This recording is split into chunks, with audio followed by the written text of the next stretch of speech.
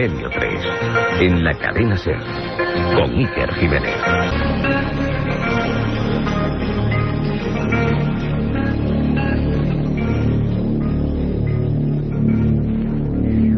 Ocho y 10 de la tarde, programa especial, horario especial, en un fin de semana especial y en un tiempo no menos especial, tiempo de conflicto, tiempo de un mundo convulso. ¿Qué mejor momento, qué mejor manera para adentrarnos en la conspiración? ¿Cuántas cosas caben en un solo término, verdad? Conspiración.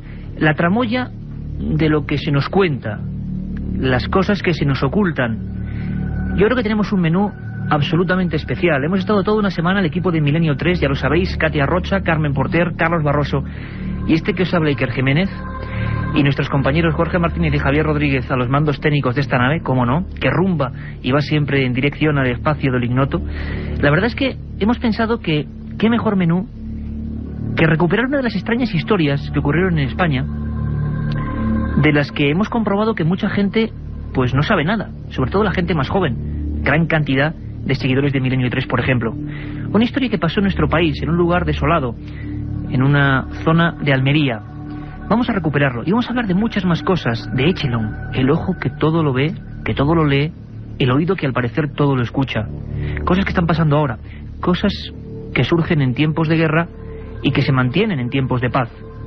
Y al final yo creo que una sorpresa importante. Vamos a mantenerlo, vamos a estar de 8 a 10, o de 8 y 11 minutos que son ahora, hasta las 10 aquí en la cadena SER. Esto es Milenio 3 y comenzamos con este sumario especial.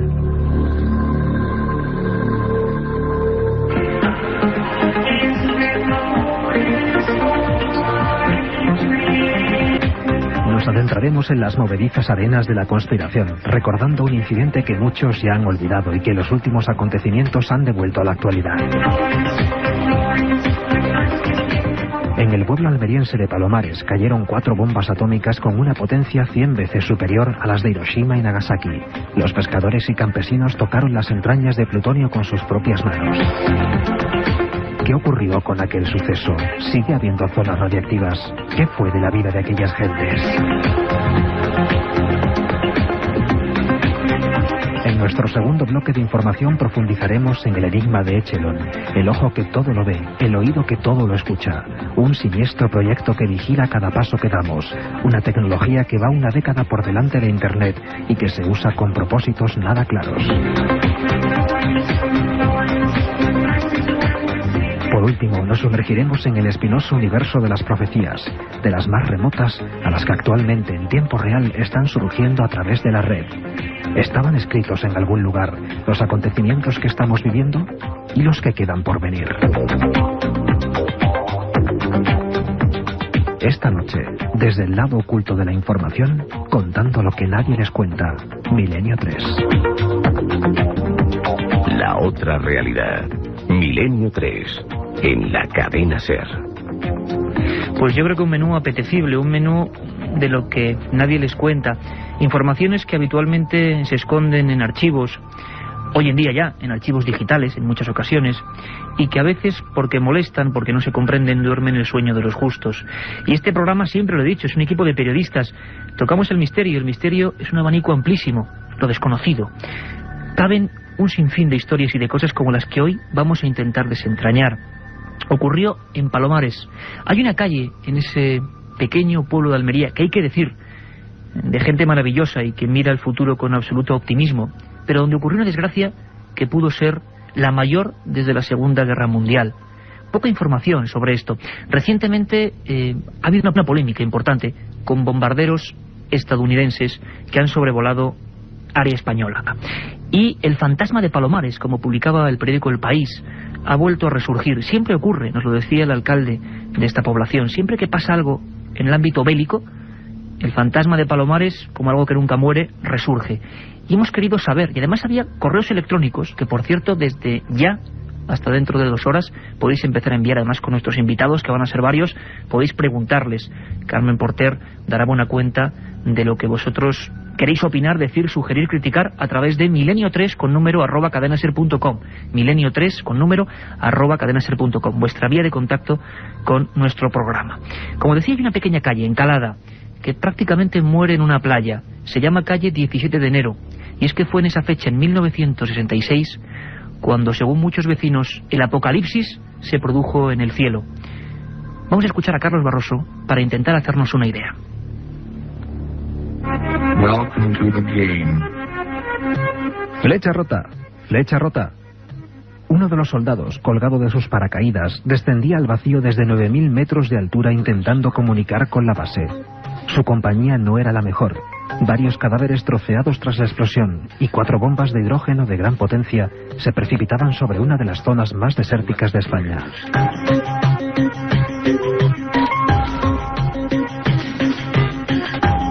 Era el 17 de enero de 1966, y lo que ocurrió desde aquel día en las apartadas aldeas de Palomares y Villaricos es digno de una novela de suspense y terror. Algunos de los proyectiles cayeron al mar y otros expandieron su plutonio por la tierra, los campos, los animales y las casas. La información se cortó rápido y el silencio se expandió como otra nube tóxica. 40 años después, son pocos los que se atreven a hablar. A las 10 y 18 minutos de aquella mañana, algo pasó en el cielo de Palomares y Villaricos. Un avión nodriza intentaba repostar unos 110.000 litros de combustible a un B-52, el mismo monstruo volante que ahora se ha puesto tristemente de moda. Este avión tenía una misión secreta que luego hemos conocido después de muchos años, que era dirigirse hacia la frontera turco-soviética. Hay que hacer un apunte importante. Nos encontramos no en guerra abierta, pero sí en guerra fría. Un momento absolutamente tremendo para lo que es el ámbito de la conspiración. En ese instante, según muchos vecinos de esas poblaciones, hay una gran luz, un gran estallido. Caen varios trozos de cuerpos de militares. Hubo 7 muertos, 3 de ellos realmente desaparecidos. El comandante Iván Buchanan cae en la playa, está enganchado a su paracaídas, y varias personas del pueblo, uno de ellos uno de los pescadores que con su furgoneta se dirigía hacia el mercado de Vera, lo socorre. Iván Buchanan pronunció 2 palabras: todos muertos y todos vamos a morir. Poco antes, esos soldados, los pocos supervivientes, daban esa señal, Broken Arrow o flecha rota. La primera vez que se daba desde Hiroshima. Significa peligro nuclear inminente.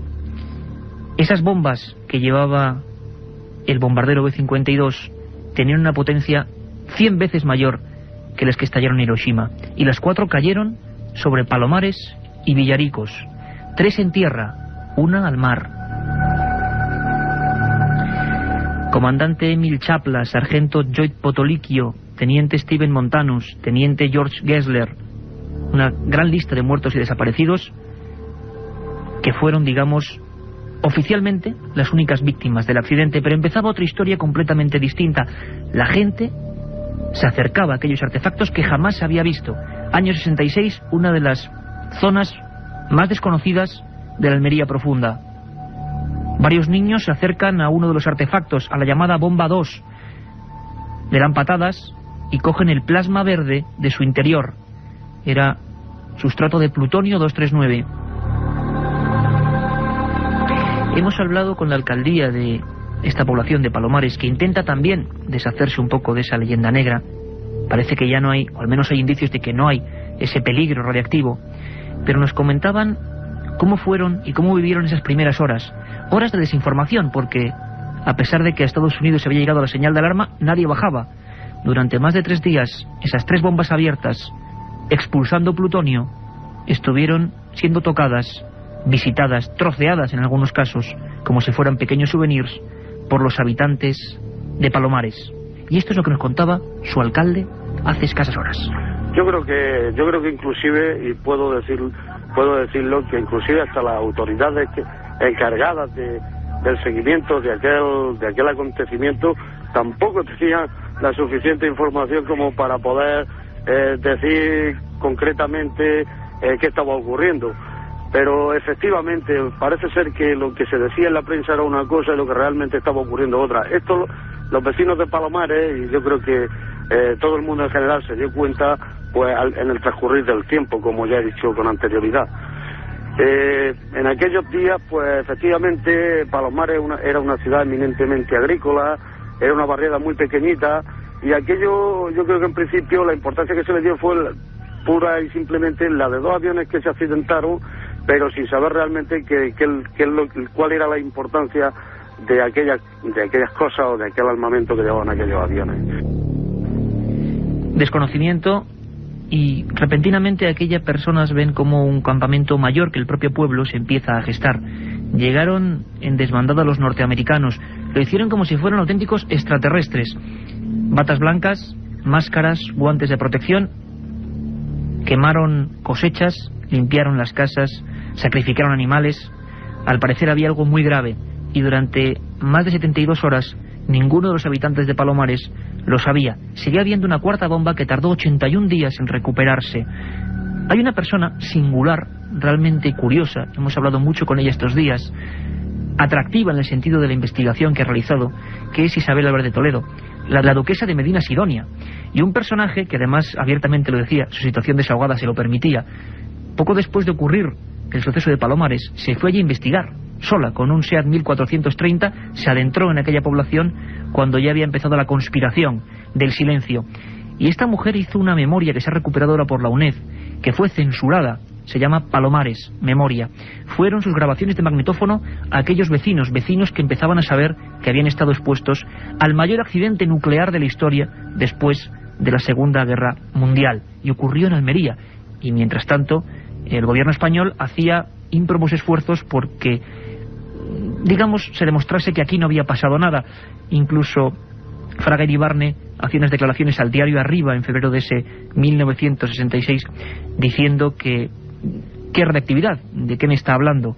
En aquel momento ya se sabía que había una importante cantidad de cuentas, unas 60.000 microbequerelios, que es 200 veces más de lo permitido en ese terreno de Palomares. Esas cifras siguen dándose ahora en un lugar muy concreto. Se dice que donde cayó la segunda bomba no hay mapas concretos tampoco. Todo lo que es Palomares es un inmenso secreto militar. Tan solo con cuentagotas se han dado algunas informaciones. Hay un magnífico equipo de periodistas dirigido por Carlos Estevez que hizo un fenomenal reportaje y hablaban de varios informes aparecidos en California años después, en los que se daban detalles concretos por parte del teniente Lawrence, que fue el que, digamos, dirigió toda aquella comandancia para saber la graduación del peligro al que la sociedad había estado sometida, y dijo, eso sí, años después, que los soldados americanos habían sido poco menos que utilizados como cobayas. Habría que preguntarse, junto a aquellos soldados americanos había más gente que ayudaba a las labores de recogida de residuos. Eran la gente del pueblo, pescadores, campesinos, a los que nunca les dijeron nada. Y la duquesa de Medina Sidonia, Isabel Álvarez de Toledo, fue para allí y se encontró imágenes que nunca olvidará. La Guardia Civil le echó de aquel lugar, no le permitió estar durante un tiempo. Nos lo contaba así, las primeras escenas en aquel sitio. Sobre todo, lo que era peor era que se estaban comiendo los tomates con plutonio. Los campos se contaminaron, claro. Entonces, automáticamente tenían que haber dicho, no coman ustedes absolutamente nada. No, durante varios días estuvieron tranquilamente comiendo su despensa, comiendo todo. Y de pronto llegaban los americanos como una tromba, se llevaban toda la comida, arrasaban el campo, los sacaban de su casa, cuando habían pasado 15 días, oiga, a la vez de viruelas. Andrés Martínez Lorca de la UNED asegura que hasta la fecha no hay informes sobre esa primera fase de contaminación. ¿Cuánta hubo y de qué forma? A día de hoy, lo vamos a descubrir, los habitantes de Palomares tienen que seguir acudiendo a Madrid a los chequeos por lo que hoy es lo que era la antigua Junta de Energía Nuclear. Es un estudio ante algo que nunca se había conocido, una combustión y una contaminación por plutonio de una comunidad humana. Sin embargo, es muy interesante ver cómo los periódicos de la época, bueno, desviaban la atención general a lo que era la búsqueda de la bomba en el agua, una búsqueda que terminó con la llegada de un pescador, un ingenioso pescador, Francisco Simó, que encontró aquella bomba, a pesar de que las máquinas decían que esa bomba no estaba allí. Había un periodista muy joven en aquellas playas de Palomares. La Verdad de Murcia le había enviado y era su primer gran reportaje. Imagino que muy nervioso ante algo que no encajaba. Juan José Benítez, buenas noches, bienvenido a Milenio 3. Buenas noches, sí, que te estás convirtiendo en un gran maestro. La verdad es que he estado escuchándote y disfrutando, ¿eh? No, disfrutamos siempre por tenerte a ti, a nuestro auténtico amigo y menudo debut, ¿no? Ir a Palomares y encontrarse qué escenas, Juanjo. Bueno, la verdad es que yo era muy inexperto y bueno, me pilló demasiado grande para mí, ¿no? Pero bueno, yo recuerdo que la Guardia Civil y después los norteamericanos montaron el famoso campamento Wilson y bueno, no dejaban pasar absolutamente a nadie. Aquello, aunque era territorio de los paisanos correspondientes, pues se convirtió en un territorio USA y no había manera. Y yo recuerdo que, bueno, pues el casco del piloto andaba por un lado, con la cabeza por otro. Al principio, pues bueno, tardaron en llegar, lógicamente, y nos aprovechamos, ¿no? Un poco en el periódico, pues para hacer las fotografías, para hablar con la gente. Nos metimos en territorios que, bueno, pues supongo que algo de contaminación llegamos a contraer, pero bueno. Bueno, el periodismo de aquella época, ¿no? Claro, y luego, pues las mentiras, lo que tú estabas contando muy bien, las mentiras una tras otra, hasta extremos inauditos. Yo recuerdo que a lo largo de aquel enero, febrero, marzo, etcétera, del 66, durante todos aquellos meses, primero, Fraga no se bañó nunca en la playa de Palomares con el embajador. ¿Qué me cuentas, Juanjo? La famosa imagen de Fraga, ministro Fraga, con el bañador Meiva y saludando, que fue una imagen que dio vuelta al mundo. Sí. ¿Me estás diciendo que no fue en el lugar de la contaminación? No, eso no fue en la playa, eso fue en otro sitio. Eso para empezar. Segundo, todavía está por aclarar si falta una bomba por sacar. Exacto. Es decir... ¿Y es una especie también de conspiración? ¿No se habla mucho de ello? ¿Por qué, Juanjo? Pues yo no sé, pues porque, claro, era el año 66, imagínate, toda la dictadura, Franco, los norteamericanos eran Dios, el plan Marshall, etcétera.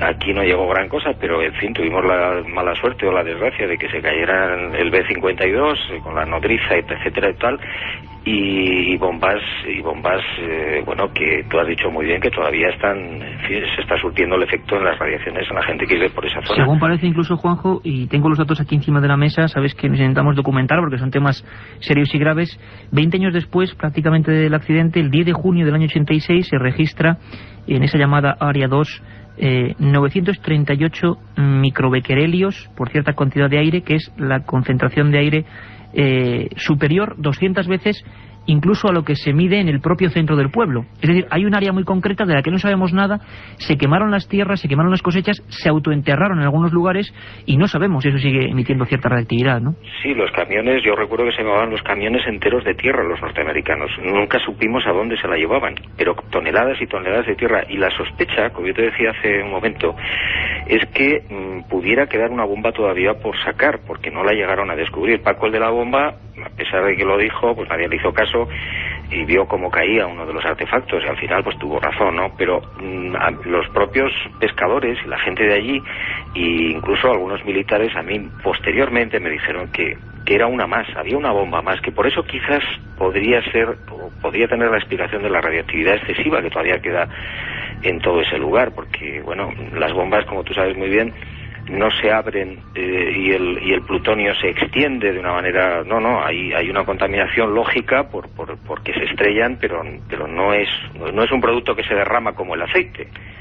Lo que mucha gente estará pensando, Juanjo, y lo hemos comprobado en la misma cadena SER con gente joven, equipos de radio que estamos aquí, compañeros, se quedaban alucinados al oír hablar de Palomares, porque es una cosa que de vez en cuando como un Guadiana vuelve, pero no es... Y si te parece, has mencionado a alguien fundamental, Francisco Simó, Paco, el de la bomba, a partir de entonces, que además se vendió por el sistema, lógicamente, como una especie de abanderado genuino del ingenio español, ¿no? Los técnicos y las maquinarias de los americanos decían que ahí no había bomba, y él, con su pequeño barco pesquero, insistía en que estaba la bomba. Sí, y ahí estaba la bomba. Sí, es que él la vio caer.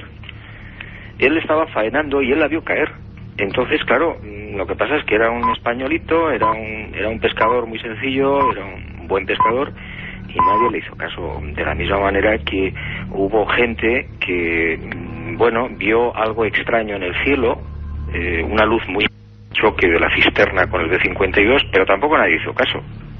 Con lo cual el misterio todavía se hizo más. Vamos a escuchar, Juanjo, si te parece, a Francisco Simó, porque él, después de tantos años, sigue diciendo que, bueno, no le recompensaron, le prometieron diversas recompensas, nunca se las hicieron efectivas, y sobre todo una palabra que él, con su, digamos, un lenguaje un poco cerrado de pescador, pero persona absolutamente auténtica y noble, él decía que le repetían una palabra constantemente en todo aquel proceso: no comment. Vamos a escucharle. Donde cayó la bomba. Además, de verdad, si se me escribe muy cerca, si digo a 20 o 30 metros de mí, con los paracaídas y todo, y la caja negra, el cerebro electrónico, que yo me pensaba que era medio cuerpo de una persona, que cayó también en paracaídas. No comen. Esto me lo decían todo, cada minuto. Pero también me decían que sería reconocido y recompensado. Reconocido sí lo he estado, pero la recompensación aún no me ha venido, a lo mejor cuando me muera. A lo mejor como no me muera, decía este buen hombre.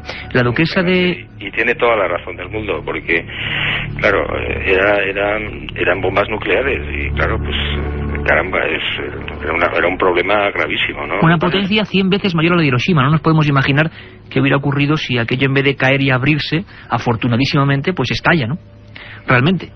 Bueno, sí, no, la verdad es que no podemos imaginarlo. De todas maneras, yo creo que esos artefactos, si no están programados para o activados en aquella ocasión, porque todavía me parece que los sistemas de computarización en el 66 no funcionaban como ahora, sino que era activar la bomba, entonces no hubiera podido estallar. Pero de todas maneras, bueno, el susto fue increíble. Repito, yo recuerdo perfectamente, a nosotros nos llamó un camionero, bueno, pues que había visto el accidente por la carretera, y entonces pues no nos lo creíamos, ¿no? Hasta que efectivamente llegamos allí y nos encontramos el gran desastre, ¿no?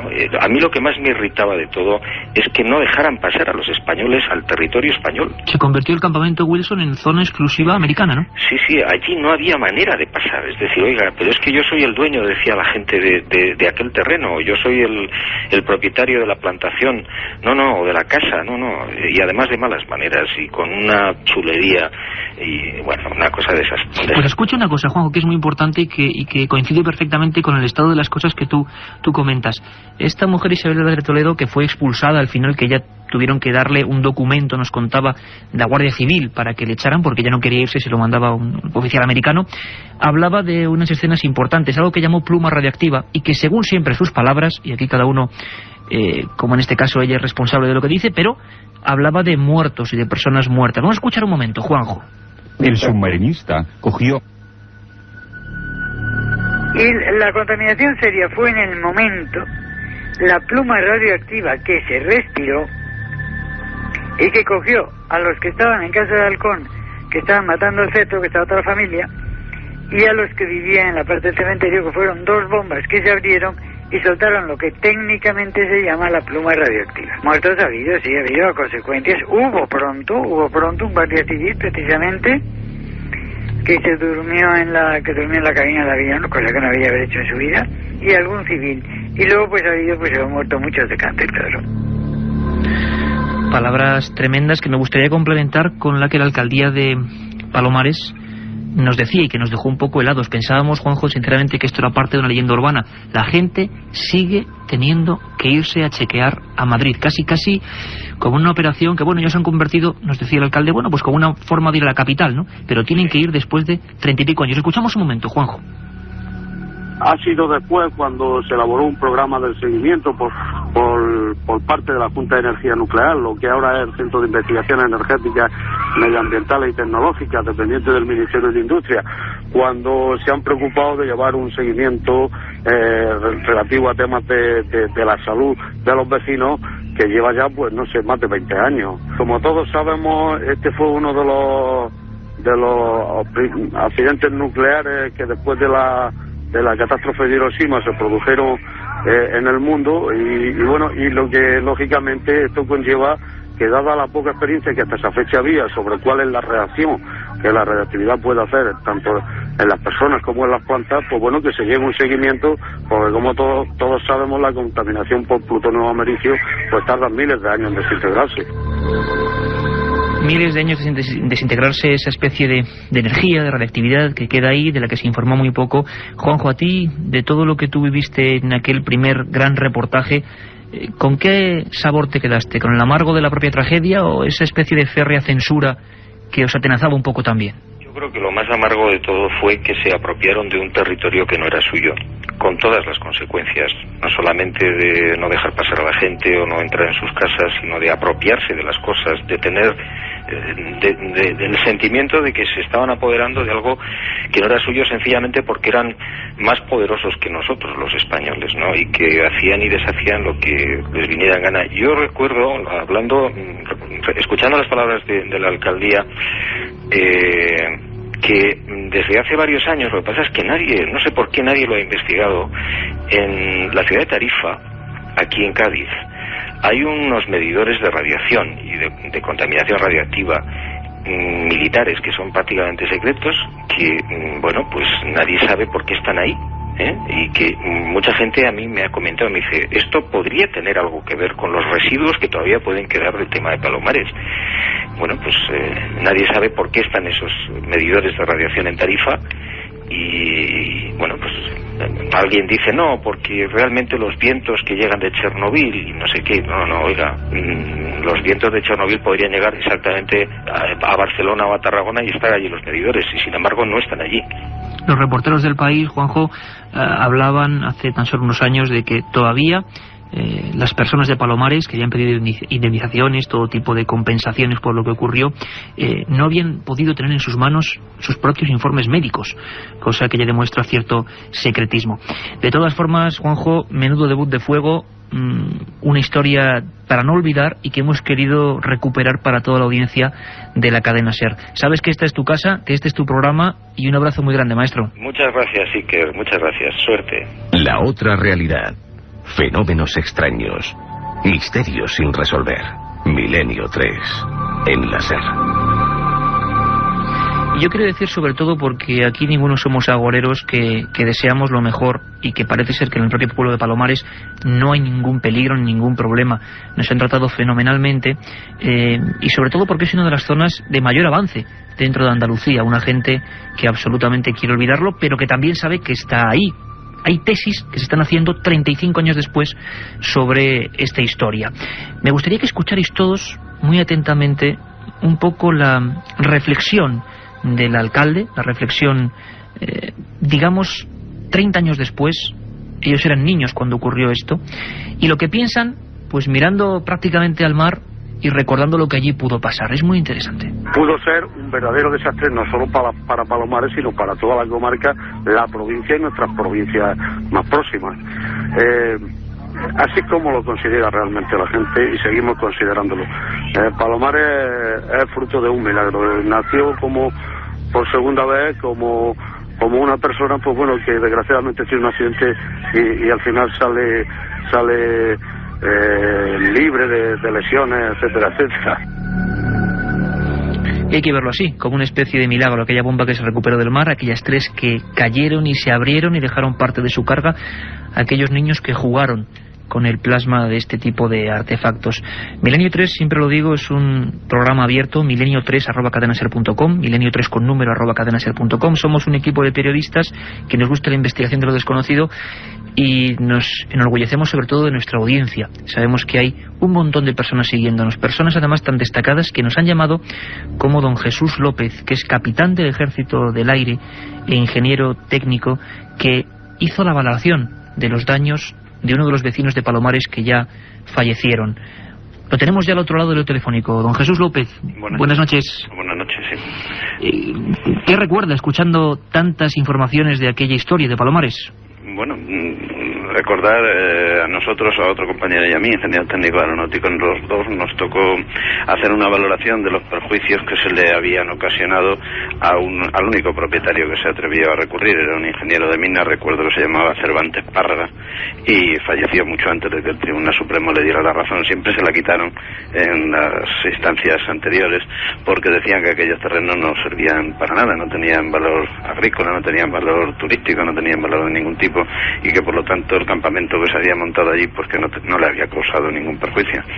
¿Y crees que hubo ocultación de la información tal como estamos hablando? Hablamos de una época muy concreta y que la verdad es que durante meses incluso la población civil no sabe que esos artefactos, acudiendo a la hemeroteca simplemente, no se habla en ningún momento de artefactos con carga radiactiva hasta bastante tiempo después. ¿Qué opinas de esto? Sí, bueno, lo que ocurría es que empezaron a sospechar cuando le montaron un campamento. Bueno, ellos, cuando nosotros hicimos la peritación, que habían pasado muchísimos años, por supuesto, pues nos contaban que su sorpresa fue ver allí montones de barcos en el horizonte que se aproximaban y luego que ocuparon aquellas tierras, pero por la vía de hecho, vamos, o sea, que desembarcaron y se metieron en montones de hectáreas, 900 y pico tenía el señor Cervantes Parra en concreto, y ocuparon la que necesitaron y vieron que si los americanos montaban todo aquello y se estaban llevando 1 metro de tierra, de altura, del terreno, se lo llevaban a los barcos. Antes he oído a Juan José Benítez que decía que no sabía dónde, se lo llevaban a los barcos, de donde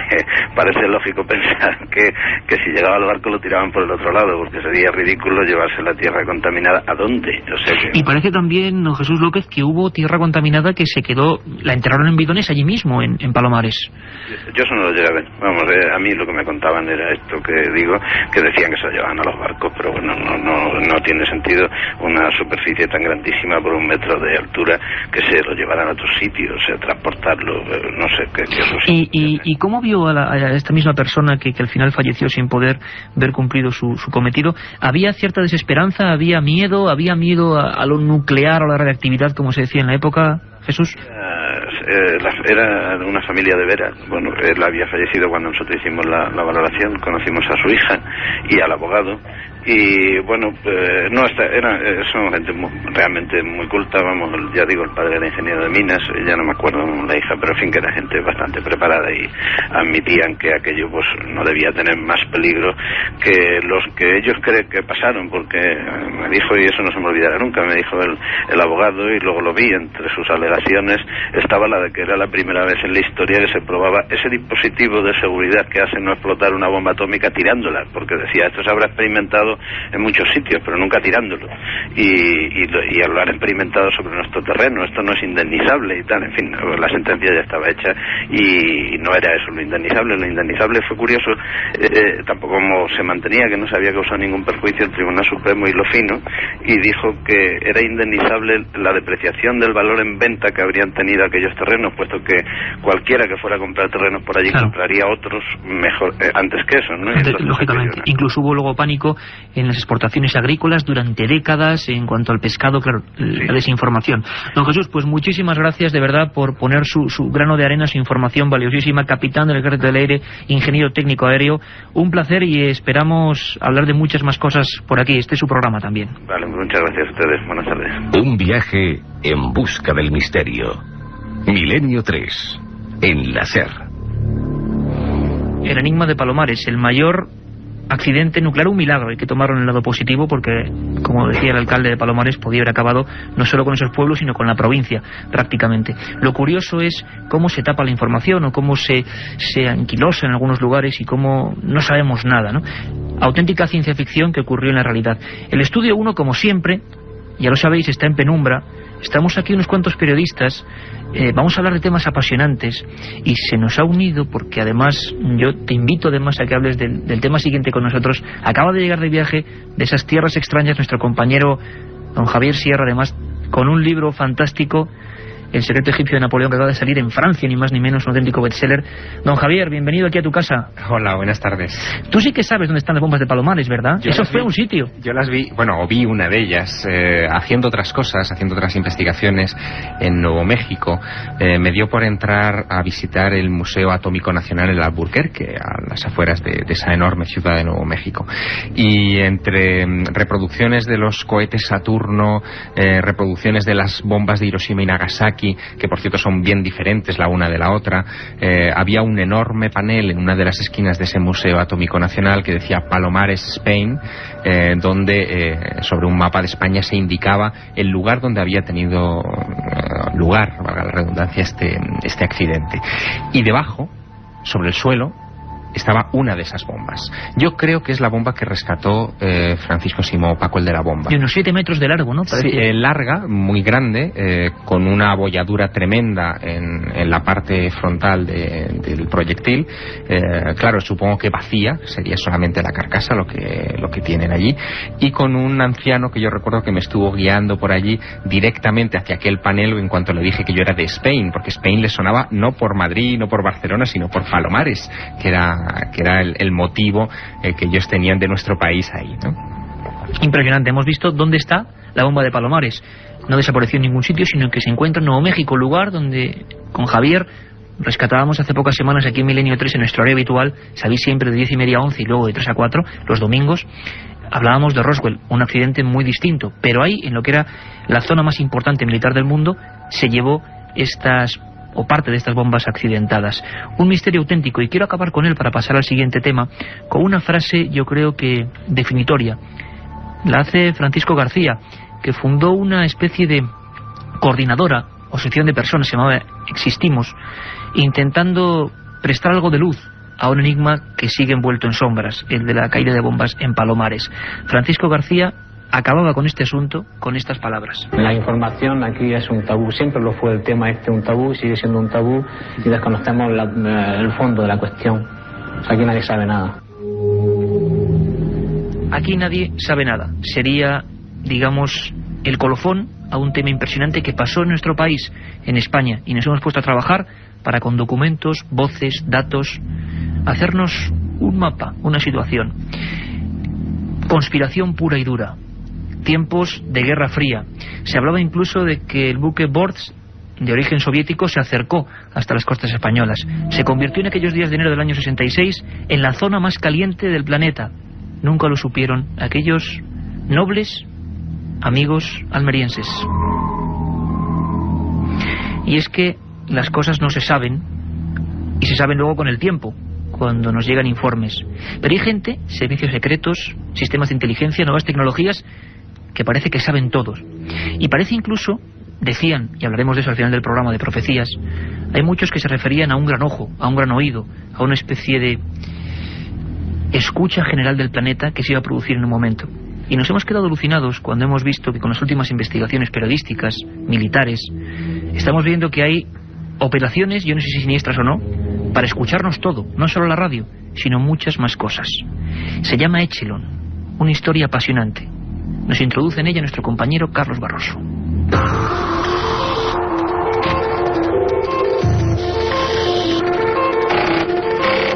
Cada vez que teclea su ordenador para enviar un correo electrónico, cada vez que descuelga el teléfono para hablar con alguien, el sistema Echelon se pone en marcha. Un proyecto secreto que comenzó a gestarse entre estadounidenses y británicos para controlar el flujo de informaciones de la Guerra Fría.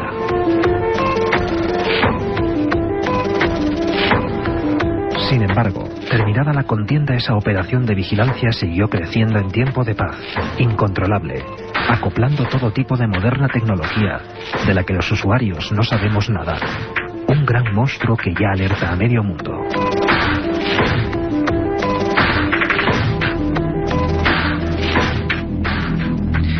Echelon, que según parece significa algo así como escalafón, nos hemos quedado impresionados también. Nosotros la verdad es que nos impresionamos con casi todo, pero porque todo es impresionante. La cantidad de cosas que pasan, que ocurren y que no se nos cuentan. Tengo en las manos un libro de Nacho García Mostazo, periodista de CNN Radio. Tiene una página, libertadvigilada.com, donde podéis acudir a alguna de estas informaciones. Sabéis siempre, y os lo preguntéis constantemente, que este programa tiene una página amiga, www.ikerjimenez.com, donde están todos los programas de Milenio 3 con un solo clic. Los que no podéis escucharlos, ahí lo tenéis, ikerjimenez.com. Y en Libertad Vigilada, Nacho García Mostazo, con el subtítulo El espionaje de las comunicaciones, ha hecho un trabajo impresionante, increíble, sobre cómo nos escuchan, quién nos escucha, y yo no sé si por qué nos escuchan. Nacho, buenas noches, bienvenido a Milenio 3. Buenas noches, gracias. Magnífico trabajo. Gracias. Ediciones B, Libertad Vigilada. Todo empieza también después de la Segunda Guerra Mundial, Guerra Fría, y sobre todo porque Estados Unidos y el Reino Unido, vamos a decir que se asocian porque creen que es muy importante, caramba, es lógico también pensarlo, escuchar al otro bloque soviético.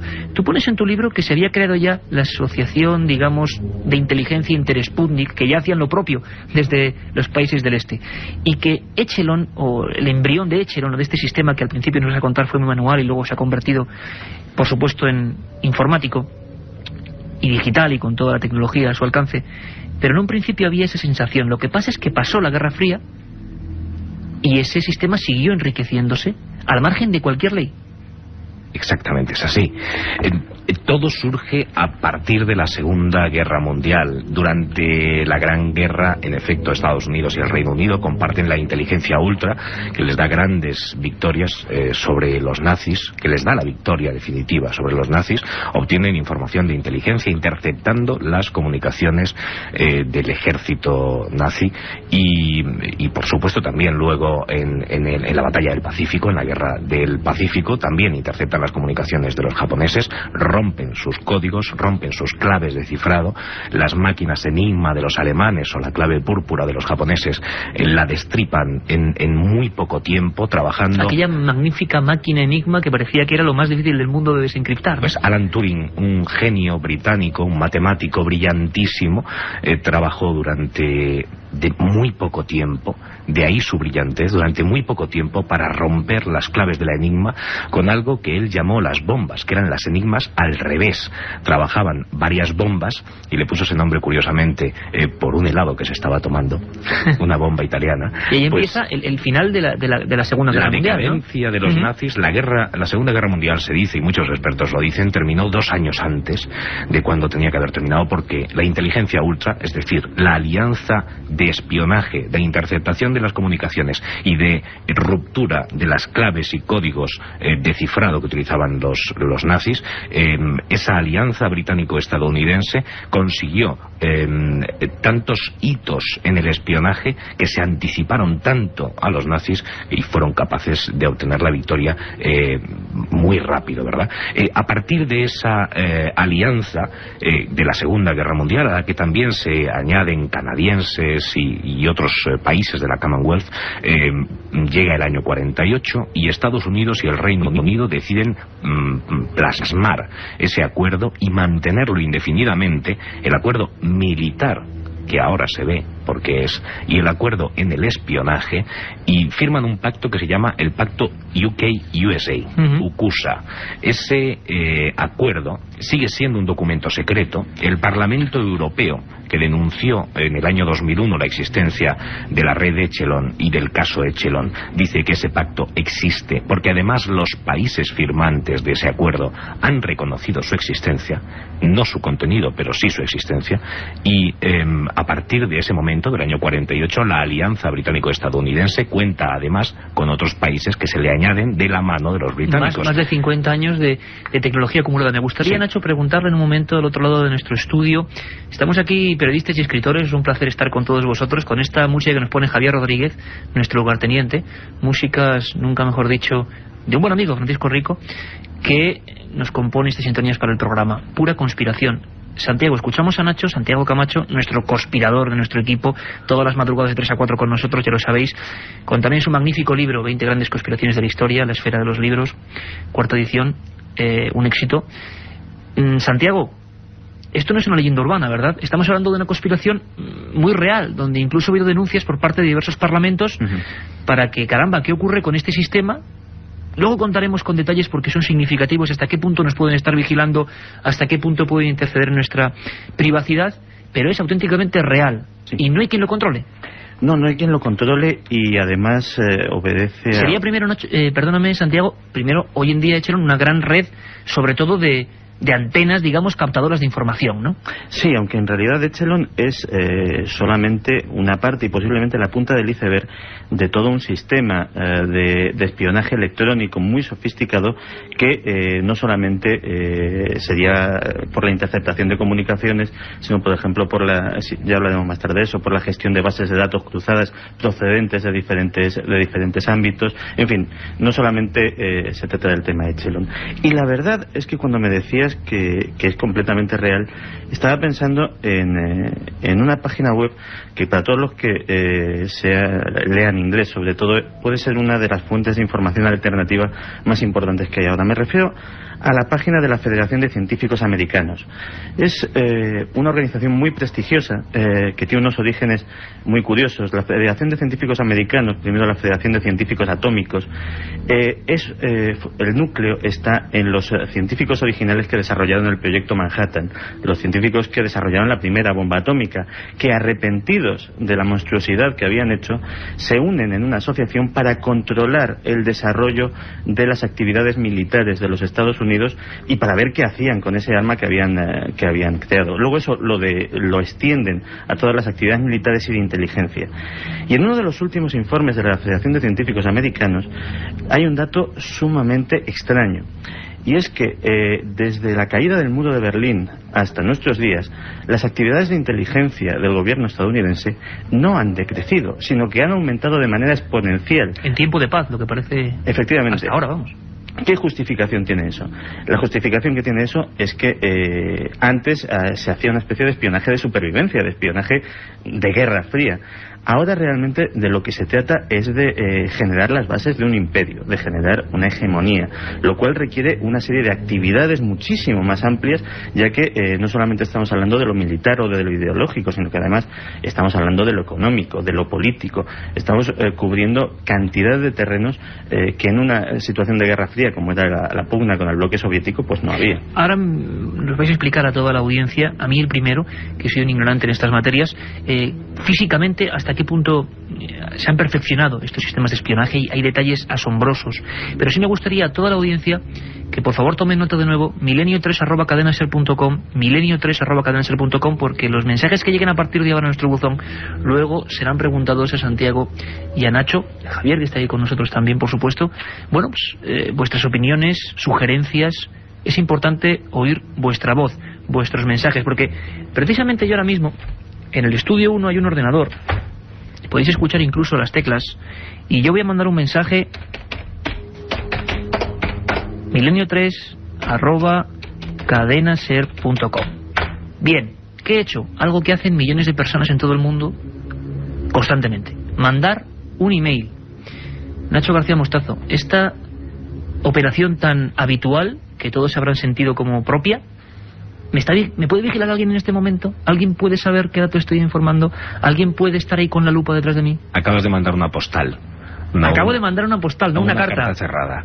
Esa es la diferencia. Los correos electrónicos, como los sistemas informáticos que utilizamos fuera de los Estados Unidos, van, por así decirlo, castrados en su seguridad. En Estados Unidos, las claves de encriptación que llevan por defecto los sistemas informáticos, los programas informáticos, los navegadores y los programas de correo electrónico, tienen una encriptación de 156 bits. No voy a hacer una explicación técnica, pero para que os hagáis una idea, es una buena clave para que sean seguros los intercambios de información por Internet.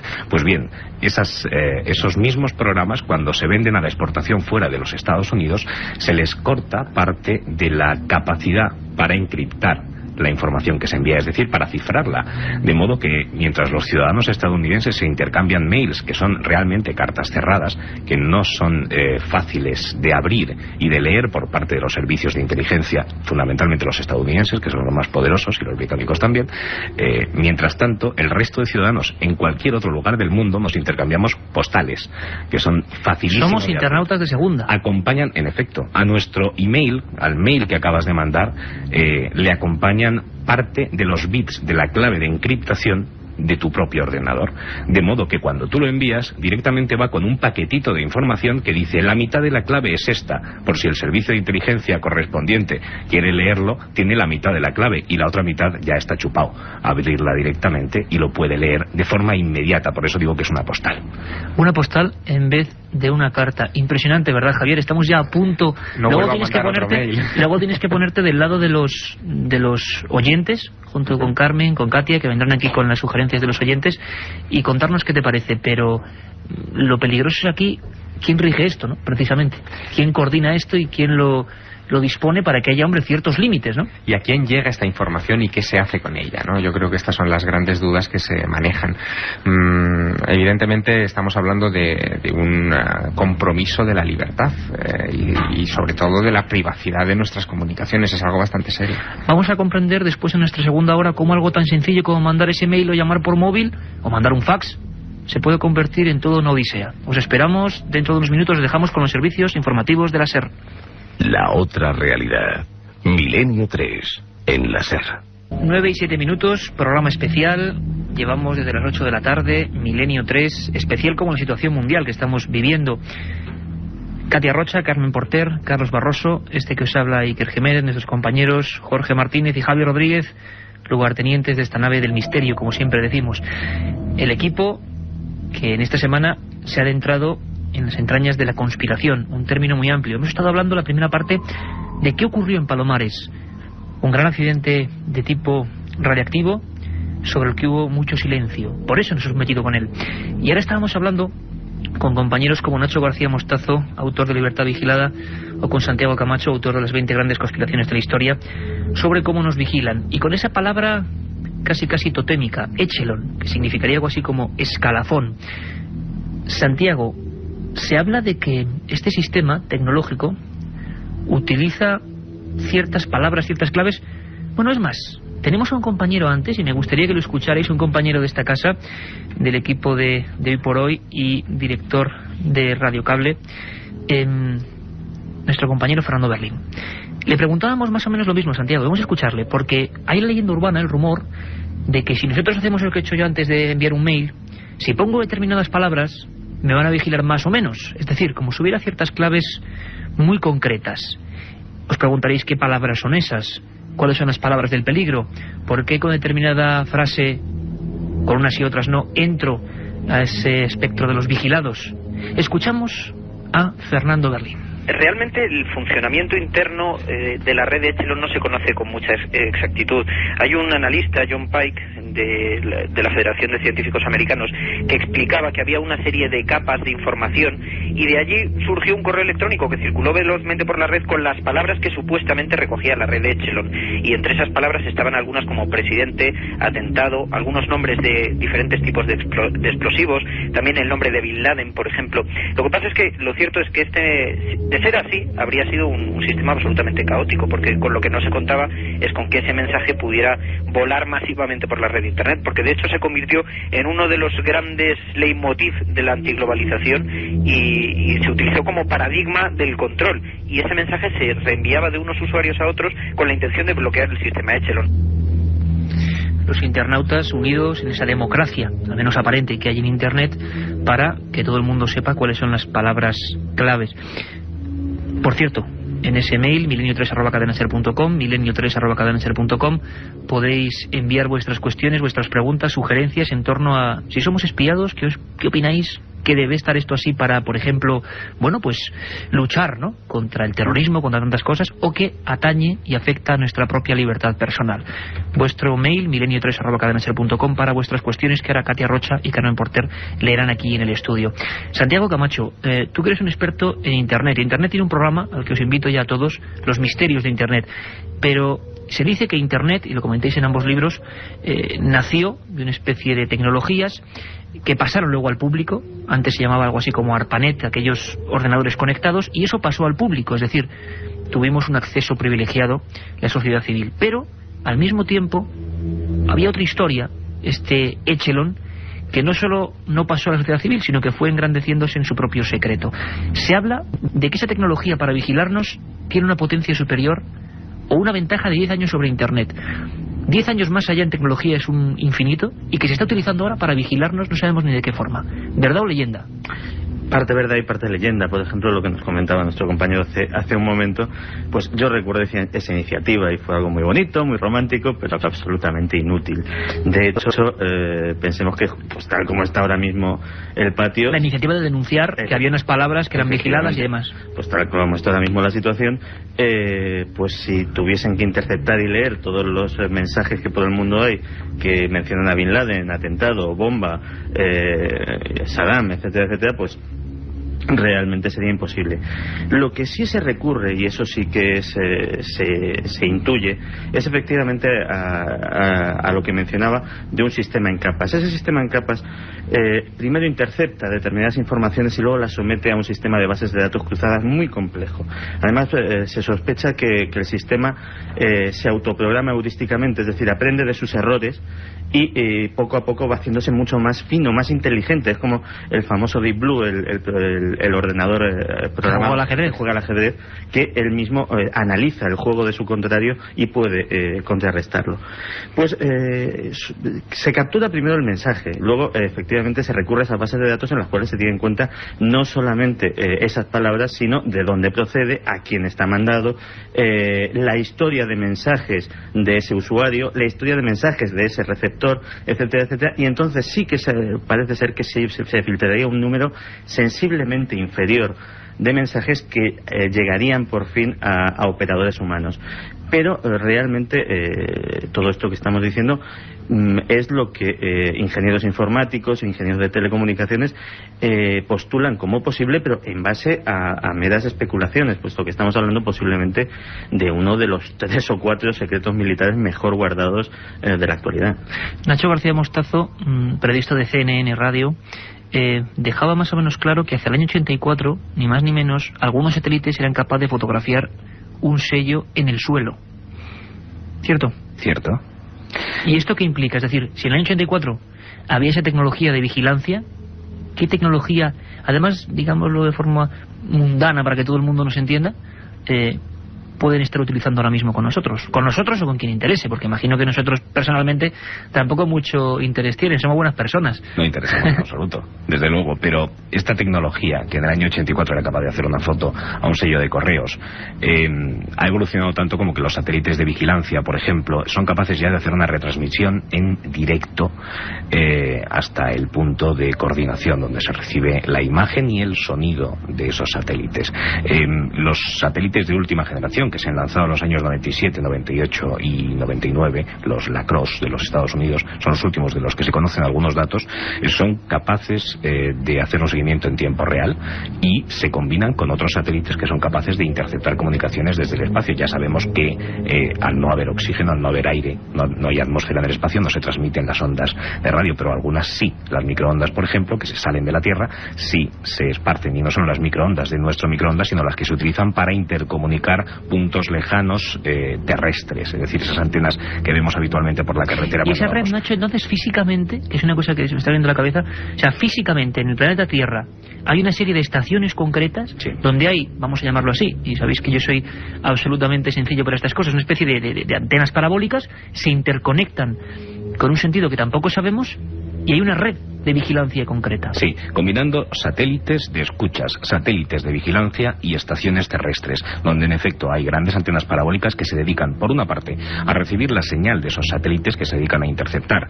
o a vigilar desde el espacio, y por otra parte a interceptar la señal del resto de satélites de telecomunicaciones, que son geoestacionarios, que orbitan a la altura del Ecuador, a 36.000 kilómetros de distancia de la Tierra, y esos satélites de telecomunicaciones son los que transmiten nuestras comunicaciones intercontinentales, entre otras cosas, además de los cables. Pero lo que hacen es interceptar todas esas comunicaciones y barrerlas, como decía Santiago, barrerlas para por capas ir subiendo datos, comunicaciones, sean cuales sean, faxes, telegramas, telex, llamadas telefónicas, mails, etcétera, las suben hasta la superficie, donde un analista, que son los espías del futuro, son los espías del presente, un analista sentado cómodamente en su despacho en Maryland, en Estados Unidos, está mirando una pantalla de ordenador donde aparecen los mensajes interceptados de un tema concreto al que él se dedica. Es decir, ese analista no es un experto en Europa, no, es un experto en armas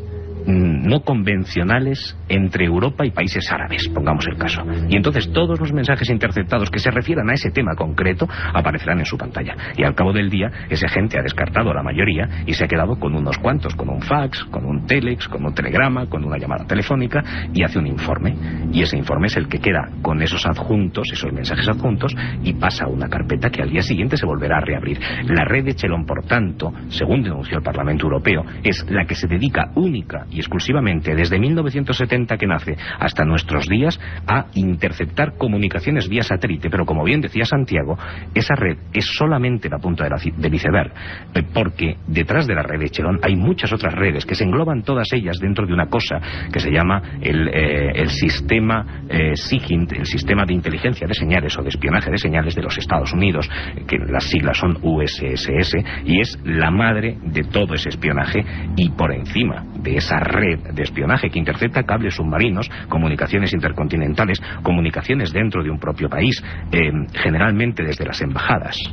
Pero la pregunta, Nacho, sería... Digo, sobre esa red está una agencia que es absolutamente desconocida para el público en general, que es la NSA, la Agencia de Seguridad Nacional. Todos que es la que maneja CIA, toda la el historia. FBI y poco más, la DEA quizá, la Agencia Antidrogas. No conocemos a la NSA. La NSA gasta la mitad del presupuesto anual de los Estados Unidos dedicado al espionaje. Lo que habría que preguntarse, Nacho, y quizás sería importante, es si es necesario. O sea, es decir, si bueno, tal y como está el mundo, y tal y como está el asunto del terrorismo, y tal y como está el asunto de determinadas cosas, esto es necesario o no, y si nosotros, las personas, como decía antes, pues un poco hablando humorísticamente, como nosotros, que no tenemos desde luego ninguna deuda, pues podemos sentirnos tranquilos o no, pero claro, también hay, y eso os lo pregunto a través del mail, pues cierta invasión de nuestra libertad quizá. Me gustaría que escucharais uno de esos casos más dramáticos, a dónde llega, por ejemplo, alguien que está siendo vigilado. Nos lo contaba Fernando Berlín, nuestro compañero experto en Internet, y hasta qué punto tener localizado a una persona puede acabar, pues por ejemplo, hasta casi con la muerte de esa persona. Le escuchamos atentamente. Todo lo que nos llega a los ciudadanos, toda la tecnología que llega a los ciudadanos, siempre va muchos años por detrás de lo que se trabaja en los ámbitos militares. Hay que recordar que en el año 96, cuando durante la guerra de Chechenia había un líder, Dudayev, que fue asesinado mientras estaba hablando por su teléfono móvil. Entonces se dispararon 2 misiles desde Rusia. Él estaba manteniendo conversaciones para intentar llegar a algún tipo de acuerdo de paz en Rusia, y se trianguló su teléfono móvil para que 2 misiles se dirigieran directamente al lugar desde donde procedía la llamada. Así fue asesinado. Así que imagínate, si entonces en el año 96, que hoy conocemos todos cómo funcionan perfectamente las comunicaciones, sobre todo las del teléfono móvil y la facilidad para rastrearlas, pero en el año 96 no era así, y sin embargo ya entonces se empleaban con tanta exactitud como para poder terminar con una persona, ¿no? Así que imaginemos que se puede ver, si comparamos, si vemos por ejemplo una cámara de vídeo digital de las que venden en cualquier centro comercial, la capacidad de zoom que tiene, que no tendrá un satélite que está construido expresamente para eso. Hay quien dice que desde el aire se pueden fotografiar y ver el dibujo de una moneda. El dibujo de una moneda, de un sello. Javier Sierra, nuestro compañero, quería preguntar algo. Preguntar sobre todo a Nacho, después de esta descripción que nos ha hecho tan tremenda, ¿no?, de las capacidades de la red Echelon, me gustaría preguntarle quién controla esto. Es decir, se supone que es el presidente de los Estados Unidos la máxima autoridad en este asunto, pero que también podría o ser el propio presidente espiado, o el presidente utilizarlo para espiar, por ejemplo, pues a los demócratas en este caso. Hay, como sostienen otros autores, en este caso estoy recordando, por citar el último gran conspiranoico, al francés Thierry Meyssan, un poder dentro del poder que es el que controla esto. Aclaremos una cosa, Javier, para que la gente que no nos haya seguido, Thierry Meyssan, que fue esa persona que argumentó en un libro muy polémico que que un proyectil fue lo que se estampó contra el Pentágono, ¿no? Eso es.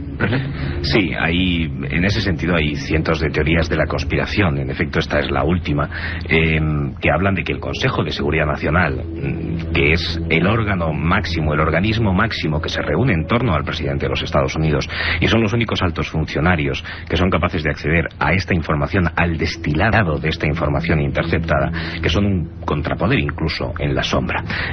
Hay muchísimas historias a propósito de esto. Yo no tengo ninguna acreditada a propósito de ello, pero sí ha habido espías, sobre todo de la CIA, ya retirados o que han abandonado su puesto, que han hablado de que ese Consejo de Seguridad Nacional no es otra cosa que un gran Sanedrín donde se mueve el dinero y las influencias y el poder en el mundo. Si el presidente está dentro de ese consejo, que lo está, o al margen de ese consejo porque ellos trabajan en contra del presidente, eso ya sería otro cantar, eso sería una teoría conspirativa. Pero lo cierto es que ellos son quienes al final controlan y lideran y reciben la información que se obtiene a través de este tipo de redes. Hay un dato, yo creo que a sumar a todo esto, bastante escalofriante, que probablemente muchos oyentes no recuerden, y es que de todos los presidentes de los Estados Unidos, solamente uno fue antes director de la CIA, y por lo tanto estaba por encima, digamos, de todas estas cuestiones. Ese individuo era George Bush padre. George Bush hijo es el que está desencadenando todo esto, con unos lazos de comunicación evidentemente con el padre que están fuera de toda duda. Creo que también es un dato a tener en cuenta en medio de todo esto, ¿no? Dato importante, pero Santiago, una cosa quizás más importante todavía, esto parece que, bueno, teorías conspiranoicas, como comentaba antes Nacho, el Parlamento Europeo y otro tipo de sectores de la sociedad ha denunciado esto. ¿Quién ha denunciado esto y por qué? ¿Y por qué se han levantado, digamos, el grito al cielo? Porque, bueno, a fin de cuentas uno puede pensar, bueno, a nosotros no nos hace ningún daño, es decir, bueno, es lógico que se vigile. Yo, sinceramente, me voy a poner del lado de la lógica, en mi opinión. Bueno, es lógico que se vigile. ¿Cómo no se va a vigilar tal y como está el mundo? ¿Cómo no va a haber determinadas redes de información? Pero parece ser que otras personas, ejemplo Parlamento Europeo, dicen, hombre, que esto es un poco excederse. ¿Cierto o no, Santiago? Pues es excederse, pero no solo eso, sino porque el Parlamento Europeo ha levantado su voz porque ha sido directamente afectado por estas actividades. La Unión Europea ha sido directamente afectada. Desde que ha cambiado el panorama mundial, desde que la política de bloques ya no existe, desde que ha surgido una Unión Europea emergente, realmente hay una guerra no declarada, una guerra comercial, una guerra económica entre los Estados Unidos y la Unión Europea. Fíjate qué casualidad que justamente los 3 miembros de la OPEP que están planteándose, de hecho Irak ya lo había hecho, cambiar su sistema de pagos al euro en vez de al dólar, que son Irak, Venezuela y Irán, son precisamente los que más problemas están teniendo ahora mismo. Hay quien dice que precisamente ese tipo de acciones tendrían una motivación económica detrás y que sería muy, muy complejo explicar ahora.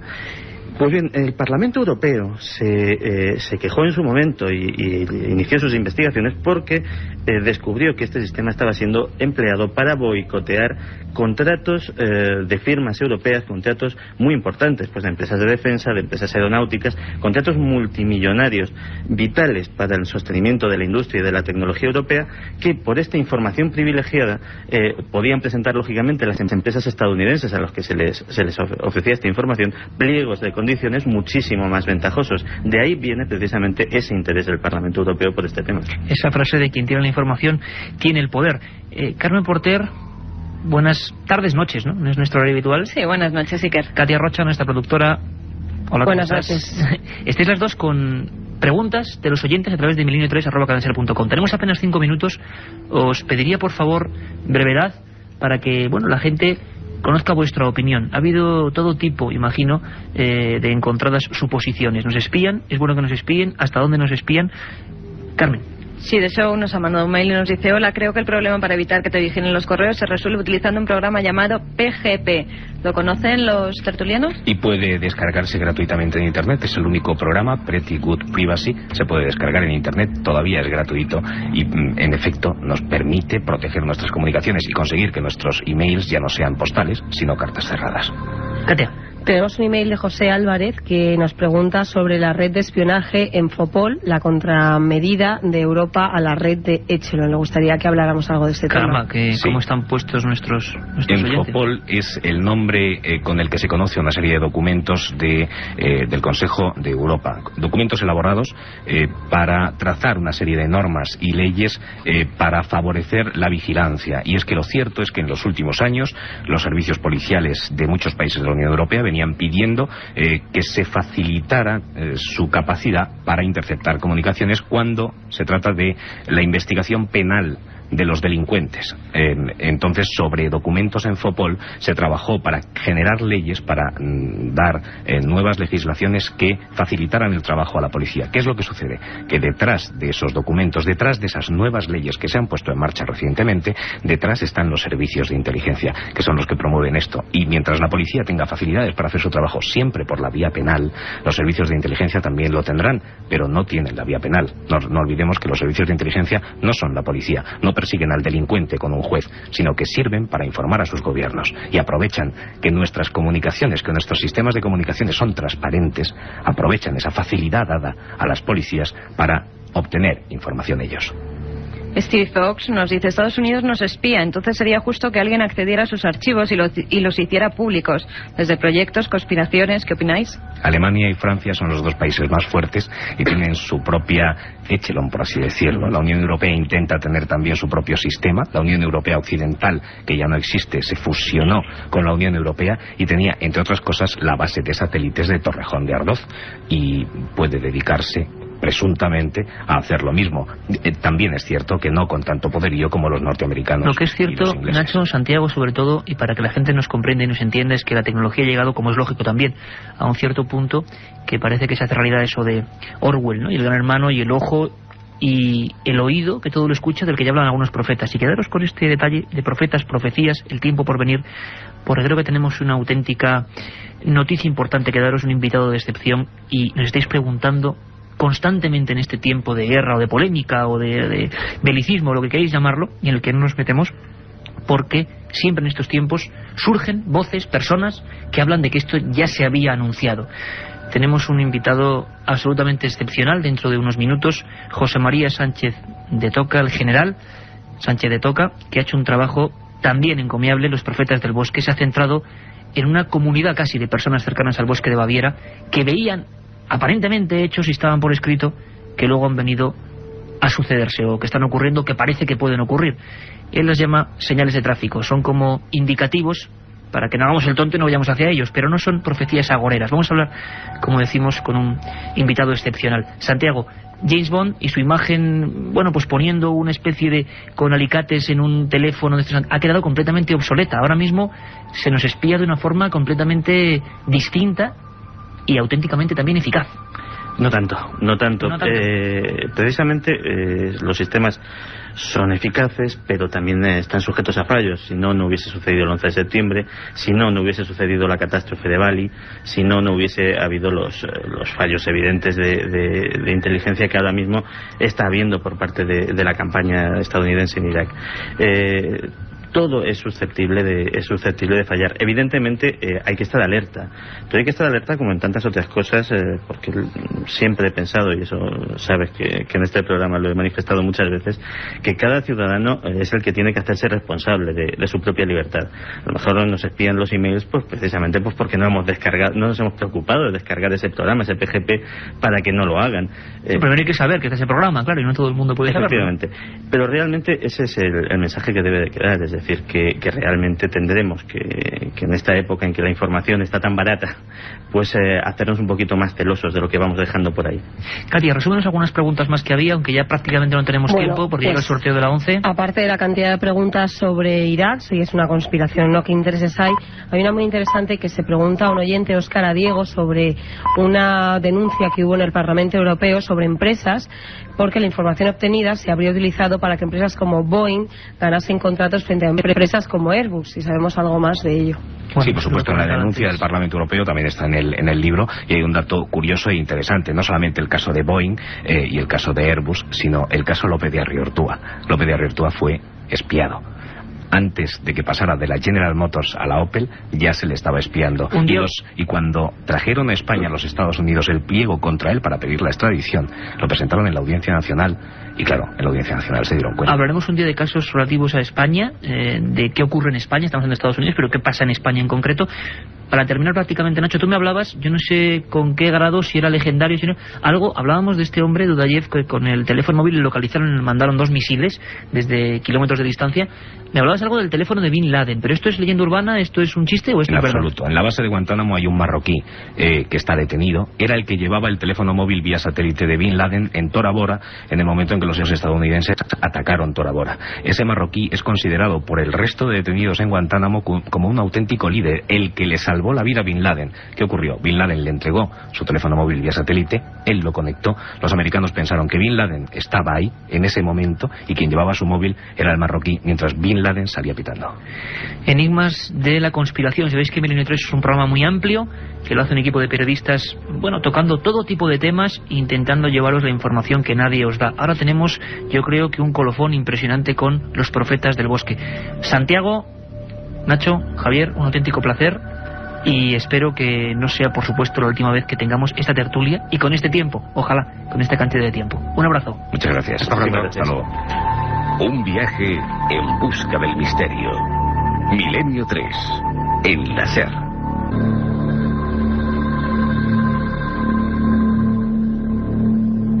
Y tenemos el estudio hoy, y sin que sirva de precedente o sirviendo de precedente, por este horario especial estamos disfrutando, dándoos información sobre temas que nos habéis pedido a través de milenio3@cadenaser.com. Y ahora estoy seguro que van a echar humo los correos electrónicos, porque un tema que es absolutamente clásico en su sentido de la palabra, en el sentido de la palabra profecía, que os encanta, que le encanta a mucha gente de la cadena SER, y ya saben a quién me estoy refiriendo, y que se ha visto convulso primero por dos cosas, por la situación actual, es lógico. No sabemos por qué, pero siempre que ocurren ese tipo de sucesos, pues surgen profetas, centurias. Tenemos al general Sánchez de Toca, que ha cursado estudios en la Universidad de Bonn y de Viena, que ha hecho un sinfín de trabajos en revistas militares españolas y extranjeras, que ha desempeñado funciones en África, Europa y América, y que desde los años 70 hizo un trabajo pues que nos llena de orgullo, porque conocemos más, y esto es lo más importante, de una zona quizá cercana, pero también lejana, como es la antigua Germania. Ahí estaban los profetas del bosque. Buenas noches, general, es un placer. Buenas noches. Que esté ahí con nosotros. Muchas gracias.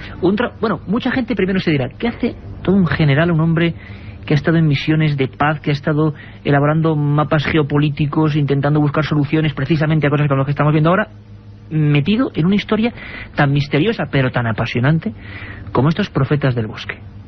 Porque me los encontré en acto de servicio, podríamos decir, ¿verdad? Hace 20 años buscábamos escenarios y nos encontraron ellas casi, estas tradiciones centroeuropeas.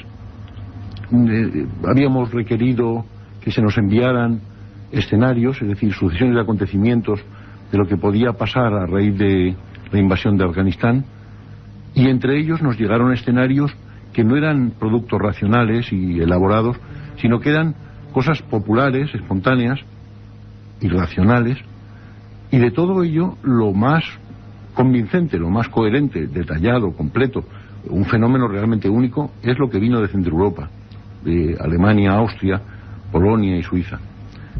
Y todo ello además configuraba una sucesión de acontecimientos que en parte se había cumplido, se había confirmado, ¿verdad?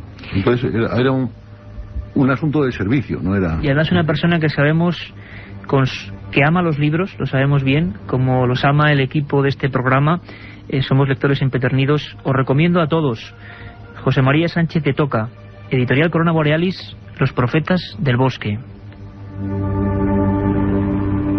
Un libro donde se revelan cosas que a veces dan un poco de susto, hay que decirlo, y que hay que tomarlas, y me parece muy bueno el espíritu que hace José María, como señales, no como esos agoreros que siempre aparecen. Vamos, Carmen Porter, siempre sondeando la red de Milenio 3.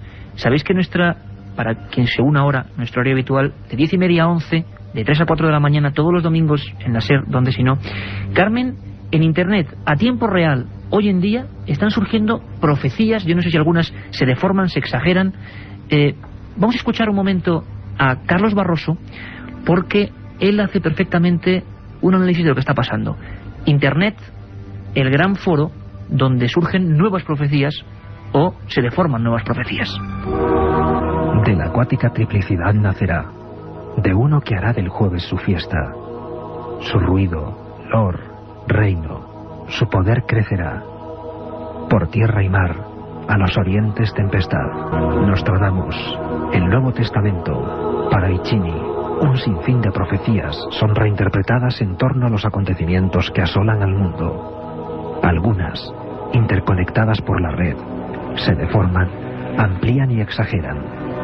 Otras, sin embargo, son casi exacta réplica de lo que está por venir. Don Javier Rodríguez, nuestro compañero, comandante, y siempre lo digo, de esta nave del misterio, con estas músicas. Pongámonos todos en situación. Carmen, Internet, el conflicto de Irak y la gente que rescata y que en tiempo real a los 5 continentes envía informaciones de supuestas profecías. Coméntanos alguna, aunque esta noche de madrugada vamos a comentarlo también. Hemos oído una de Nostradamus, que nuestro compañero Carlos Barroso pues en la introducción ha hecho, pero también hay demás profetas, de Benjamín Solari Parravicini. También salió a la luz con los atentados del 11 de septiembre. Argentino. Exactamente, que además en sus profecías hacía estas con un dibujo al lado en las que explicaba esas profecías. Uno célebre, Carmen, en el que salía la Estatua de la Libertad como quemándose y 2 torres, bueno. Pues una de las que más está circulando por la red hoy en día con respecto a la guerra de Irak es: la guerra de los 3 lanzará iras, en desencuentros verán sin ver, obrarán sin bien obrar, será en destrozos el fin. Bueno, profecías que surgen que no sabemos. Yo sinceramente os lo digo, me fío poco de la red a veces, no de las profecías en sí ni de la gente, sino que a veces también se deforman las cosas y quién sabe si eso se puede tocar o no. Hay muchas más. Las iremos comentando, por ejemplo, si quieres, la profecía de Juan 23, un gran relámpago en Oriente, no oiréis el trueno, todo será inesperado. Esto sucederá cuando muera un caudillo en Oriente y maten a un caudillo en Occidente, al sur de Lutero. Caramba, ¿alguna más, Carmen? Pues sí, en el Nuevo Testamento también, según los conspiranoicos que hay por la red, en Apocalipsis 16, en el verso 12, dice: y el 6º ángel derramó su copa sobre el gran río Éufrates, y el agua de él se secó, para que fuese preparado el camino de los reyes del Oriente. milenio3@cadenaser.com. Vais a poder hacer vuestras preguntas a la recta final del programa al general José María Sánchez de Toca, autor de Los Profetas del Bosque, libro de Corona Borealis de un gran amigo, Jesús Callejo, y que os aconsejamos a todos. ¿Qué diferencia habría, José María, entre estas personas, que uno era panadero, el otro cura, el otro... Quizá lo más importante es que ellos no iban de profetas, ¿no? Que no eran como estos otros que se han dedicado su vida a profetizar. Efectivamente, eran involuntariamente predictores o vaticinadores. Nunca se llamaron profetas a sí mismos, y fue la gente la que les puso el nombre de profetas del bosque, Valprofeten. Pero ellos a sí mismos no decían profetizar, ¿verdad? Realmente la palabra profecía, que usamos tan alegremente, es una palabra seria, una palabra que merece mucho respeto, porque profeta es el que habla en nombre de Dios, y la profecía realmente solamente es profecía cuando se cumple. Si no se cumple, no lo es, ¿no? Entonces esta gente era vaticinadores, realmente hacían predicciones que se veían forzados por su conciencia a manifestar a los demás, a pesar de las múltiples incomodidades y trastornos que les acarreaba, porque la función de predecir desgracias, pues inevitablemente es antipático, ¿no? De todas formas, José María, hay un hecho, un acontecimiento sobrecogedor, por otro lado, cuando menos, bueno, sorprendente, que a ti te hace primero recopilar o volver a investigar toda esta historia, un hecho que cambió la faz de la Tierra y que todos dicen que habrá un antes y un después, que es el 11 de septiembre. ¿Qué pasa el 11 de septiembre para que tú acudas de nuevo a estos documentos de los profetas del bosque? Pues el 11 de septiembre, yo creo que lo recordamos todos, aquella tarde, estaba viendo en televisión cómo se hundían, cómo parecía que se hincaban en el suelo las Torres Gemelas. Y eso me recordó que yo, ese párrafo, un párrafo alemán, lo había traducido hacía 20 años, y había tenido enormes dificultades para entender lo que quería decir aquel señor alemán en una carta del año 75, yo lo traducía el 79, y era esto, que los edificios se hundían en el suelo, ¿no? Porque cuando hay un bombardeo, los edificios se tumban o se derrumban, o en el caso de Beirut implotaban, ¿sí? Pero esto realmente era nuevo, y era una imagen que, como no la había visto, me resultaba difícil de entender. Entonces me di cuenta de que estaba ocurriendo lo que yo había traducido. Y era la imagen de las Twin Towers, que lo recordamos todos, metiéndose en el suelo. Y este hombre que lo profetiza o que lo cuenta, que usted lo recoge en el año 79, ¿quién era exactamente? Pues es un labrador que naturalmente quiere guardar el anonimato, un labrador de Niederösterreich, de la Baja Austria, cerca del pueblo de Krems, que en su juventud, hacia los 20 años, tuvo una serie de visiones en estado de vigilia. Es decir, él veía la realidad física, la realidad que vemos los demás, pero además veía un fillet o un film corto en el que había un acontecimiento llamativo que él no sabía en qué fecha era, pero que por indicios de el tiempo, la nieve en las montañas, las flores, podía situar en el tiempo. Él se hizo una composición del lugar con todo lo que veía, y es una secuencia de acontecimientos que encaja en el resto de las tradiciones alemanas. Lo que pasa es que, como este hombre era un hombre culto por primera vez, o de los pocos que hay, era un hombre ya moderno, que conocía la televisión y conocía el aeroplano y, en fin, un hombre de nuestro tiempo. Yo tengo la impresión de que está vivo todavía. En la red, el año pasado, este hombre contestaba a una pregunta que le hacían. Entonces, este hombre describe lo que configura la secuencia que no ha ocurrido, porque de todas estas tradiciones hay un tercio, poco más o menos, ha pasado sin la menor duda, está ahí muy claramente se han producido sin la menor duda. Y sobre todo, José María, y tú lo reflejas en tu libro, se refieren muchos a lo que va a ocurrir en este siglo.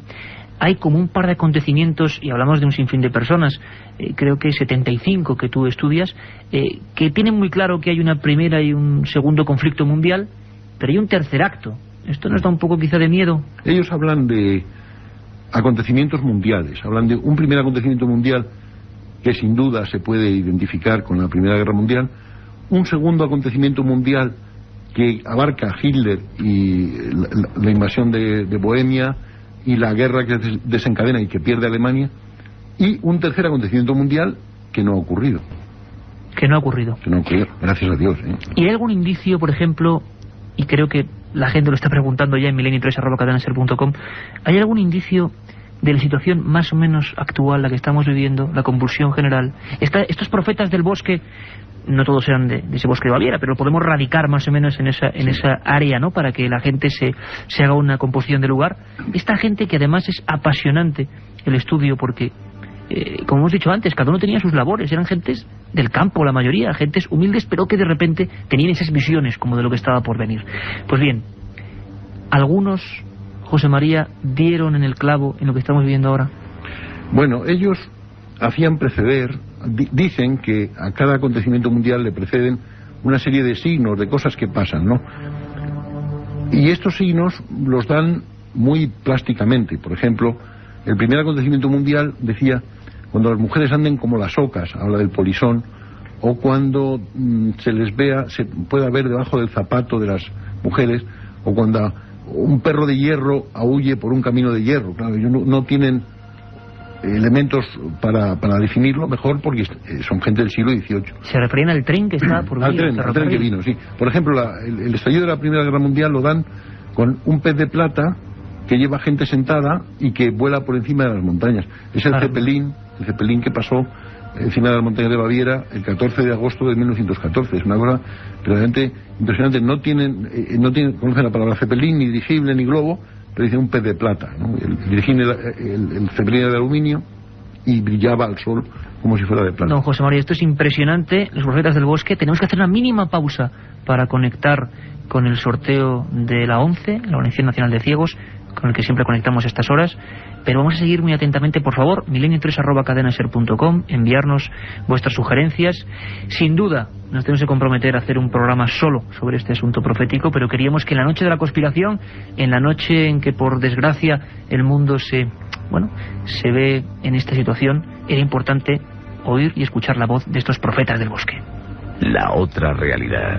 Milenio 3 en la cadena SER. 9:47, programa especial de Milenio 3. Hemos hablado de un enigma que pasó en España, con voces sobre el misterio, sobre la ocultación o no de información. Pasó hace muchos años y hemos hablado con la voz de esa gente maravillosa de ese pueblo, al que enviamos un fuerte abrazo y un saludo, Palomares, lo que pasó allí. Luego hemos hablado de conspiración a nivel de Echelon. Nos preguntabais mucho por esta historia. ¿Cómo se vigila a nivel mundial? ¿Cómo los servicios de inteligencia o las redes de espionaje actúan hoy en día, siglo XXI? Y por supuesto queríamos guardarnos para el final este tema. Los profetas del bosque, General José María Sánchez de Toca. Un trabajo sobre una serie de personajes misteriosos que no se toman a sí mismos por profetas, pero que anuncian hechos que parece que están por venir. Don José María, hablábamos de la Primera Guerra Mundial antes de dar el sorteo de la ONCE, hablábamos de ese pez de plata en el que viajaba gente, descripciones concretas. ¿Se producen también en la Segunda Guerra Mundial estas descripciones? Sí, se habla. Hitler queda definido como el hombre de la araña en el brazo y en la bandera, que manda a... El hombre de la araña en el brazo, claro, la esvástica. Manda a su gente en carros de hierro sobre toneles a 1000 millas en cada dirección, ¿verdad? Y lo hace desde Praga, porque esto era una evidente Praga del siglo XIV. ¿Del siglo XIV? Sí. Bueno, perdón, he dicho una evidente, no, era un pastorcillo, es el doncel ciego. Y esto es muy impresionante porque, por ejemplo, son 19 frases, me parece, lo del pastorcillo ciego, que se conservan desde hace 700 años, ¿verdad? De las cuales se han cumplido inequívocamente 6 o 7, y quedan 12 que no han ocurrido, ¿verdad? No puede decir que se tengan que cumplir, pero 6 o 7 se han cumplido hasta tal punto, por ejemplo, que la segunda frase define con toda precisión el reinado de Francisco José. Dice: cuando en Austria haya un señor que reine más de 60 años y asesinen al príncipe heredero, y ahí sigue continuando. Pero me preguntaba por las señales del segundo o del tercero, ¿no? El segundo, Hitler, está muy claramente definido. El tercero, don José María, o si la situación que estamos viviendo ahora mismo la vieron, ¿no? También, o bueno. Pues es difícil de decir, porque toda profecía se entiende bien cuando se entiende cuando ha pasado. A todo lo pasado, lógicamente. Las predicciones, verá, cosas que han dicho en esta secuencia de acontecimientos que no ha ocurrido, cosas que se han dicho y que se podría entender que han pasado, prácticamente desde que se ha editado el libro. Bueno, el conflicto en los Balcanes, un conflicto en los Balcanes que se va corriendo hacia el sur, ¿no? Eso lo dice el grabador de Waldviertel. El asesinato de un prohombre en los Balcanes ha ocurrido hace muy pocos días. Y luego hay, en este grupo de vaticinios o predicciones, en la supuesta entrevista a la hermana Lucía que hace un jesuita polaco, una de las cosas que dice es: norteamericanos y británicos desembarcan grandes contingentes en el continente asiático. Pues esto también ha ocurrido después de editarse el libro, ¿no? Estamos hablando de cosas que han ocurrido cuando Los Profetas del Bosque estaba saliendo del horno editorial, cuando por supuesto ya estaba escrito.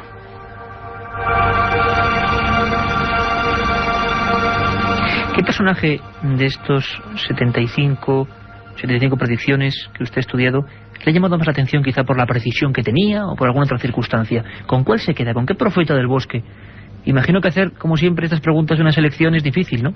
Porque uno se pone el empeño y pone la ilusión, y este es un trabajo hecho con esa ilusión del descubrir. Pero, ¿podríamos quedarnos con alguno? Sí, pero es muy difícil, ¿eh?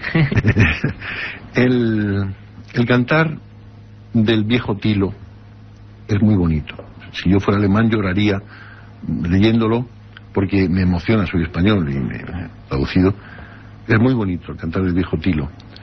Otro muy emocionante también son las frases del doncel ciego de Praga, porque tienen tal fuerza y reflejan con tal exactitud la historia de Centro Europa que llega muy directamente al corazón. ¿Con qué cosas, por ejemplo? Para que la gente, los cientos de miles de personas que le están escuchando, sepan hasta qué punto llega esa precisión, como las señales que estamos viendo antes, ¿no? Pues después de la Primera Guerra Mundial caen las monarquías como manzanas maduras.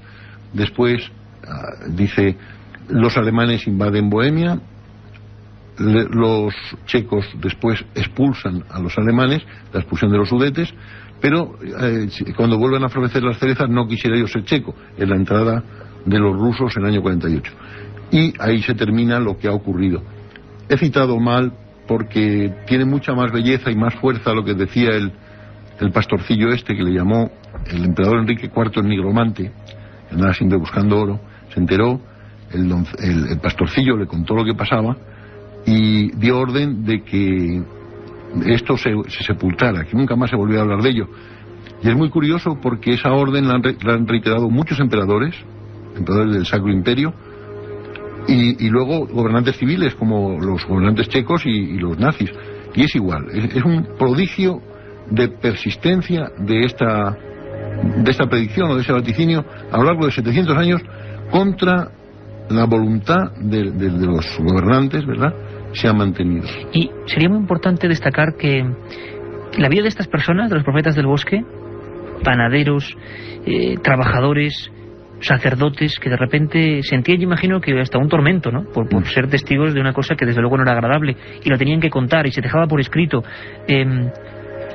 Fueron vidas terribles, tristes, es decir, ellos tenían esa conciencia de que realmente, más que un don, esto era casi una maldición, ¿no? Una cruz, sí.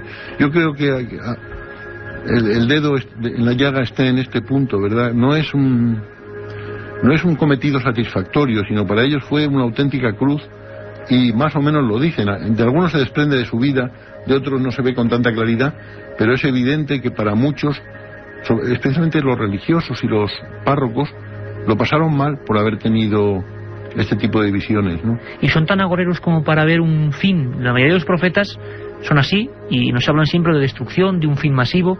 Esto ocurre en algunos de ellos, es decir, hablan de ese acto que está por venir como algo completamente catastrófico. ¿Hay que tomárselo así o no? Bueno, desde luego definen y describen en unos términos lo que se viene encima a Centro Europa, lo que se vendría encima si ocurriera, porque todo esto no tiene por qué ocurrir, ¿no? Son lo que han dicho gentes a lo largo de 15 siglos, pero no, en mi opinión, no tiene por qué necesariamente ser así. Y esperemos que no sea así. Claro, podría ser así si seguimos la marcha que llevamos, ¿no? Pero no es necesario, ni mucho menos, ¿no? Es un futuro posible más, porque claro, el futuro no existe, ¿no?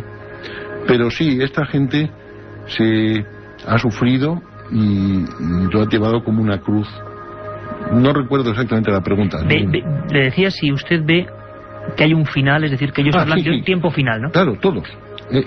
Todos. Y en general, las profecías que uno puede considerar auténticas, la de gente desinteresada, involuntaria, que lo pasa mal, en el mundo católico, por lo menos, que es el que uno entiende, porque claro, de otros mundos, de otras culturas, quién sabe, ¿no? Pero de la nuestra, pues todas prometen una edad y que estos alemanes llaman una edad que llamarán dorada. La edad de oro. Sí, pero un poco en los términos de Don Quijote y Sancho del discurso a los cabreros, ¿verdad? Dichosos siglos y bendita edad aquella en que no había ni lo mío ni lo tuyo. Es una descripción de un mundo rural en el que cada cual podrá tener tanta tierra como quiera.